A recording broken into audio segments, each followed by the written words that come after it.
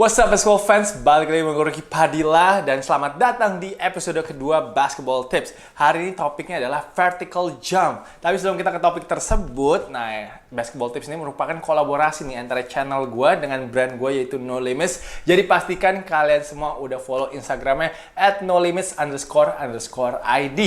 Vertical jump menurut gue salah satu aspek penting sekali di basket, dan hari ini gue ingin memberikan tips aja tentang bagaimana saat lagi masa PSBB gini kan gue tahu nih akses kayak ke gym, ke lapangan ataupun ke tempat fitness sangat susah sekali. Mungkin semua tempatnya tutup, jadi kita harus latihan di rumah aja dan alatnya sangat terbatas. Dan jujur gue juga dulu nggak gitu suka latihan dengan alat beban, gue lebih suka latihan dengan body weight gue. Mungkin yang pakai alat beban cuma satu doang lah, yaitu saat gue melakukan front squat. Gue nggak terlalu suka tuh melakukan back kalau di squat di back ya, berarti sebutannya back squat. Karena gue lebih suka di depan dan itu lebih membantu gue waktu itu untuk lompat lebih tinggi. Tapi yang pasti hari ini ada beberapa exercise yang bisa dilakukan di rumah.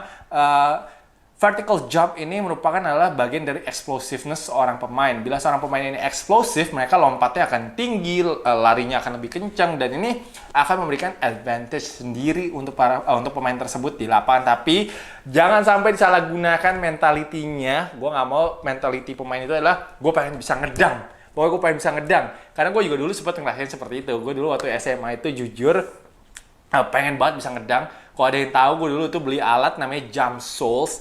Nah, Jump Souls ini gue ikutin programnya selama 8 minggu. Dan ternyata memang lompatannya makin tinggi banget sih waktu itu. Jadi gue waktu SMA itu baru bisa megang ring sih. Tapi abis itu setelah bisa megang ring, mungkin bisa ngedang, tapi ngedangnya itu nggak bersih. Nah, waktu kuliah, itu waktu gue umur 19-20 itu, baru tuh 2 tahun itu gue bisa ngedang lumayan bersih. Tapi itu hanya bonus sih menurut gue kalau bisa slam dunk. Memang orang kalau lihat, wah keren ya pemainnya bisa ngedang loh. Kadang-kadang juga orang di Indonesia suka mengartikan orang yang bisa ngedang itu main basketnya jago, padahal belum tentu jago.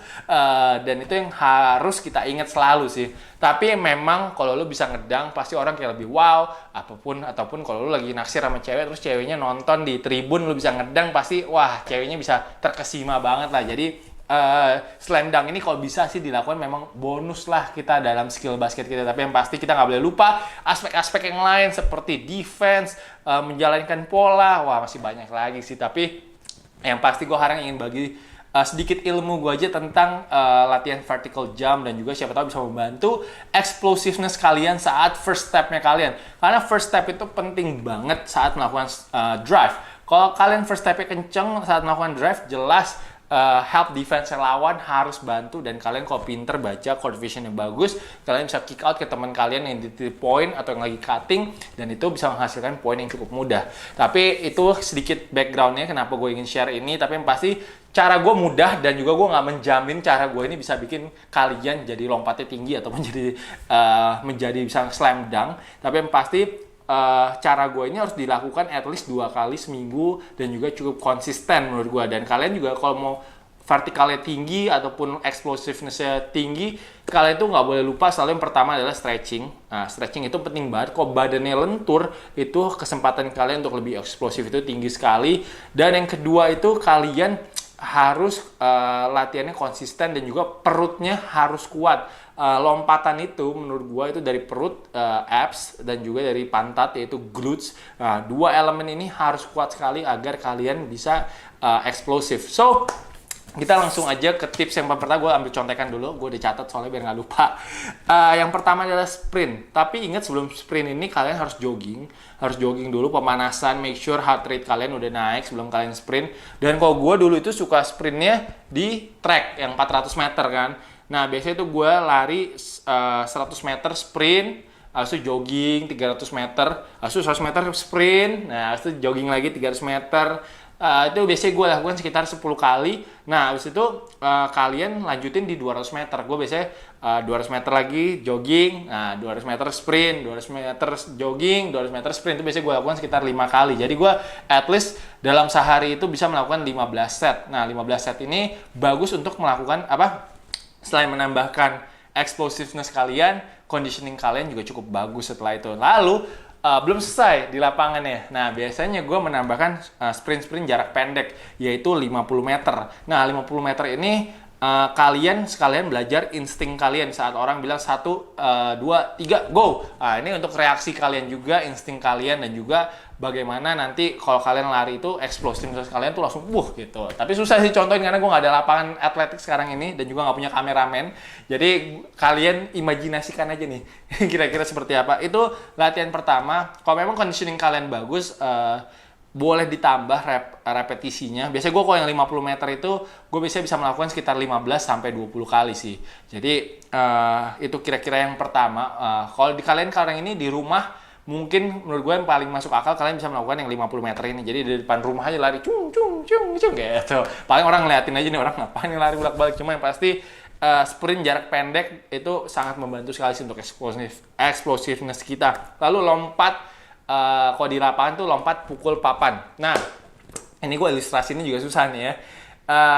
Kalian tahu dong, pasti kalian pernah melakukan drills di mana kalian itu dalam posisi squat, terus lompat langsung explode ke atas, pukul papan, turun ke bawah, terus posisi squat, lompat lagi. Jadi ini membantu kalian untuk rebound nih. Kalau menurut gue, kalau kalian suka rebound, ini second jump-nya kalian akan tinggi banget kalau kalian memang melakukan drill ini. Jadi kalau kalian ngerti, gue coba lagi ya, sekali lagi jelasin. Jadi posisinya lagi jongkok, agak kayak posisi squat gitu, terus kalian langsung tangannya harus ngayun juga dari bawah ke atas gitu. Jadi tangannya ikutin motionnya kalian pukul papan ceritanya. Nah, kalau di rumah ya pukul tembok aja, tapi kayak gitu.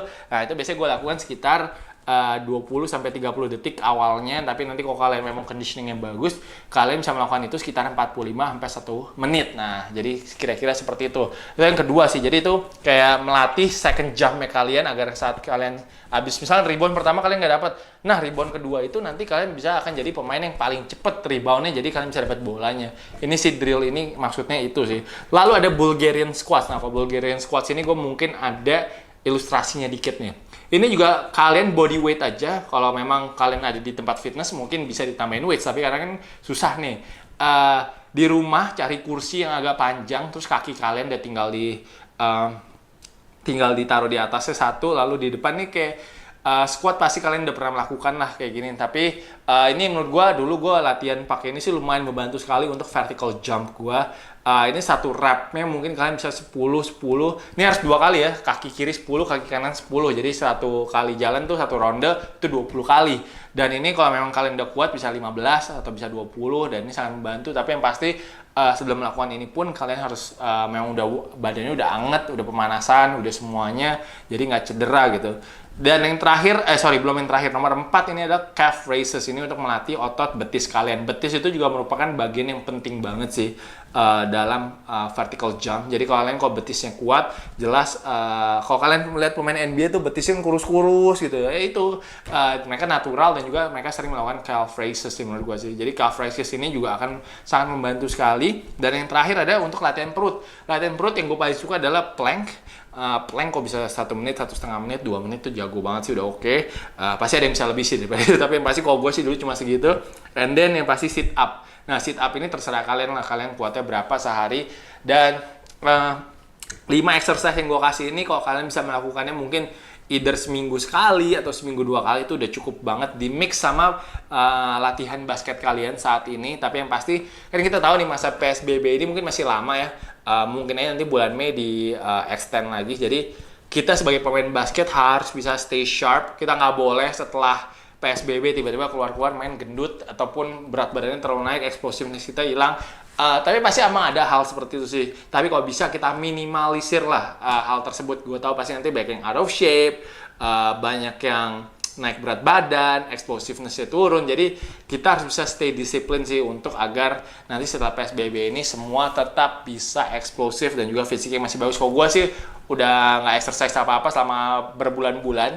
Main basket udah 4 bulan nggak main, tapi yang pasti gue masih pengen bagi ilmu gue aja kepada kalian semua. Siapa tahu ini bermanfaat. Gue memang sebenarnya tertarik banget jadi pelatih, tapi saat ini belum punya lisensi sama sekali. Kita lihat aja nanti apakah bisa atau tidak. Dan juga setelah ini pun gue dengan Jaren Kram ini udah sempet ngobrolin pengen banget bikin kayak training camp untuk anak-anak yang masih di KU 18, KU 16, KU 14, karena kita ingin sekali kontribusi dan juga membantu agar mereka lebih ngerti konsepnya bermain basket. Jadi nggak hanya apa ya, nggak hanya latihan tapi gue pengen kayak bantu bagaimana mereka bisa mental toughness-nya terbantu dan bermain lebih pintar lagi di lapangan, lebih efisien. Itu sih yang gue pengen bagikan ke pemain-pemain basket di Indonesia. So guys, thank you banget yang udah nonton basketball tips hari ini. Mungkin kalau nanti untuk episode ketiga mau bahas apa, kalian bisa tulis di comment section di bawah. Dan kalau ada yang ngelakuin ini, kasih tahu gue juga pengen ngedang lagi.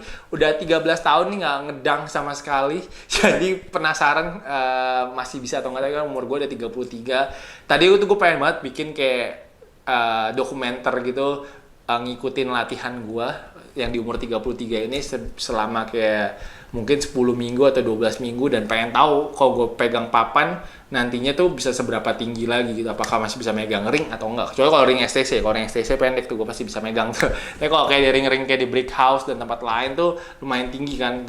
Tadinya gue pengen tuh bikin kayak diikutin, tapi nggak punya kameramen sih, jadi susah sih. Karena semua kan gue kerjain masih dengan sendiri. But guys, hopefully hari ini bermanfaat tipsnya.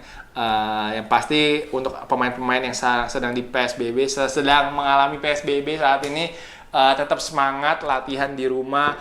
Sehari 2 jam, 3 jam, I think itu udah cukup banget.